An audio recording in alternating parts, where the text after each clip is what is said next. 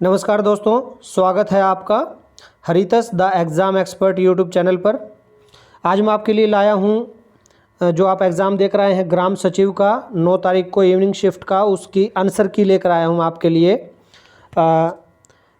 हिंदी और इंग्लिश का पोर्शन मैं आपको करवा चुका हूं। अब मैं आपको क्वेश्चन नंबर 21 के से शुरू कर रहा हूं। 21 देखिए, आपका जो प्रश्न है वो क्या है। यदि x और y ऋणात्मक है तो निम्न में से कौन सा या कौन से कथन सदैव सत्य हैं। तो ये आपको 3 ऑप्शन दे रखे हैं और इसमें पूछ रखा है केवल 3, केवल 2, केवल 1 या केवल 1 और 3। तो जो इसका ऑप्शन है दोस्तों, वो ऑप्शन है बी।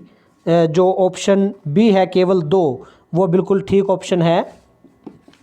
अब अगला क्वेश्चन है हमारा 22वां क्वेश्चन है, संविधान सभा द्वारा भारत के राष्ट्रीय ध्वज का प्रारूप ये जो है कब अपनाया गया। तो इसका जो ऑप्शन है हमारे पास वो ऑप्शन है सी। 22वें का जो सी ऑप्शन है 22 जुलाई 1947 को अपनाया गया था। हमारा जो राष्ट्रीय ध्वज तिरंगा है उसका प्रारूप 22 जुलाई 1947, यानी ऑप्शन सी। अगला देखिए प्रश्न 23 जो है, हरियाणा में पंचायत समिति के कार्यपालक अधिकारी ये किसके प्रशासनिक नियंत्रण में होंगे। ये आपको जो 4 ऑप्शन दे रखे हैं, development officer, commissioner, president, chairman. तो हमारा जो इसका उत्तर होगा सही वो होगा अध्यक्ष, यानी चेयरमैन, ऑप्शन डी। चलिए अगला देखिए क्वेश्चन नंबर 24, निम्नलिखित में से कौन सी बाण भट्ट की रचना है। इसका जो ऑप्शन है हमारा वो है हर्षचरित। दोस्तों बाण भट्ट की जो रचना है उसका नाम है हर्षचरित, यानी ऑप्शन बी जो है वो हमारा बिल्कुल सही ऑप्शन है। अब है हमारा 25वां प्रश्न, निम्नलिखित में से कौन सा राज्य हरियाणा के साथ अपनी सीमा साझा करता है। 25वां प्रश्न है कि कौन सा राज्य हरियाणा के साथ अपनी सीमा साझा करता है। तो इसका जो बिल्कुल सही उत्तर है वो है हिमाचल प्रदेश। ऑप्शन बी जो है आपका वो बिल्कुल सही उत्तर है।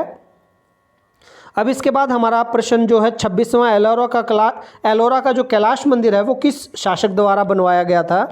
तो ये हमारे पास जो ऑप्शन सी है दोस्तों, कृष्ण जो फर्स्ट हैं, कृष्ण प्रथम, इनके द्वारा बनवाया गया था।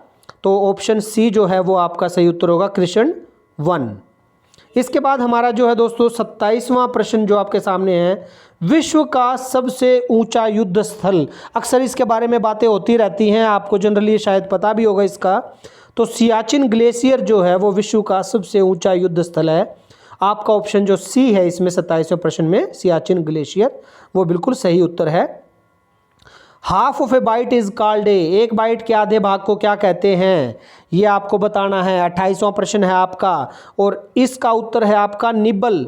ऑप्शन जो बी है वो बिल्कुल सही उत्तर है, इसमें निब्बल बोलते हैं बाइट के आधे भाग को। 29वां प्रश्न जो है, निम्नलिखित में से किस वास्तुकार ने चंडीगढ़ में नगर संग्रहालय यानी जो सिटी म्यूजियम है उसकी योजना बनाई थी। और इसका जो आपका उत्तर है वो है ऑप्शन बी, ली कार्बूसियर। ली कार्बूसियर ने जो है चंडीगढ़ में नगर संग्रहालय की यानी सिटी म्यूजियम की योजना बनाई थी। 30वां प्रश्न है दोस्तों, हरियाणा पंचायती राज अधिनियम 1994 के अध्याय 10 के अनुसार पंचायत समिति द्वारा बनाए जाने वाली अनिवार्य समिति का भाग निम्नलिखित में से कौन सा नहीं है। तो 30वें प्रश्न का जो उत्तर है हमारा वो है स्वास्थ्य एवं कल्याण समिति। बाकी जो समितियां हैं वो उनका एक अनिवार्य समिति का हिस्सा है, लेकिन जो स्वास्थ्य एवं कल्याण समिति है वो अनिवार्य समिति का भाग नहीं है। तो हमारा जो बी ऑप्शन है इसमें स्वास्थ्य एवं कल्याण समिति वो सही उत्तर है। अगला जो है हमारा 31वां प्रश्न, कौन सा नियम है जो इससे संबंधित है कि किस प्रकार के आंकड़े एक सेल में प्रविष्ट किए जा सकते हैं। तो ये जो हमारा ऑप्शन ए है दोस्तों, डाटा वैलिडेशन रूल, ये बिल्कुल आपका जो है सही ऑप्शन होगा इसमें। ऑप्शन ए जो है डाटा वैलिडेशन रूल, ये आपका बिल्कुल सही उत्तर है। अगला चलते हैं हम प्रश्न संख्या अपनी 32वें की ओर।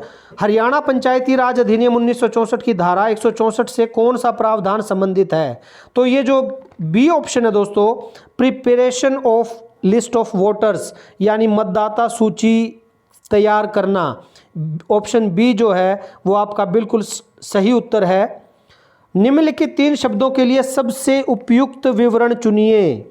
मक्खी, मधुमक्खी, चींटी, इसके लिए आपने सबसे उपयुक्त चुनना है, तो ये आप जो ऑप्शन चुनेंगे वो चुनेंगे ऑप्शन डी जो है हमारा ऑप्शन, इसमें डी आएगा हमारा कीट, इंसेक्ट जो है वो हमारा बिल्कुल सही उत्तर होगा इसका, ऑप्शन डी इंसेक्ट, कीट जिसको हम बोलते हैं। तो चलिए दोस्तों 34वां जो है हमारा, हरियाणा पंचायती राज अधिनियम 1994 की किस धारा में प्राधिकरण की स्थापना और संरचना उल्लिखित है? तो इस प्रश्न का जो उत्तर है दोस्तों वो है हमारा धारा 220, यानी ऑप्शन जो हमारा डी है वो बिल्कुल सही उत्तर होगा इसमें, धारा 220। अगला देखिए 35वां प्रश्न जो है हमारे सामने, नागफनी और रसदार वृक्षों की विरल और संकटग्रस्त प्रजातियों के लिए समर्पित एशिया का सबसे बड़ा बगीचा हरियाणा के किस जिले में स्थित है? और इसका उत्तर हमारे पास है दोस्तों ऑप्शन सी, पंचकुला में स्थित है, पंचकुला। ठीक है, तो ये हमारा जो ऑप्शन है वो बिल्कुल सही है। अब अगला देखिए 36वां प्रश्न हमारे सामने क्या है, भारत सरकार के निम्नलिखित में से किस संस्था ने महिलाओं की सुरक्षा पर ध्यान देने के लिए मेरी सहेली पहल को हाल ही में आरंभ किया है? और इसमें जो आपका ऑप्शन है दोस्तों, मेरी सहेली जो पहल है वो किसने शुरुआत की है? भारतीय रेलवे ने शुरुआत की है इसकी, यानी ऑप्शन जो बी है आपका वो बिल्कुल सही उत्तर है। 37वां प्रश्न देखिए आपके सामने क्या है, 37वां प्रश्न हमारे सामने है, हरियाणा का सबसे पुराना रेलवे स्टेशन कहाँ है जो 1873 में बना था? तो दोस्तों जो 1873 में बना था हरियाणा का सबसे पुराना रेलवे स्टेशन वो है हमारा रेवाड़ी में।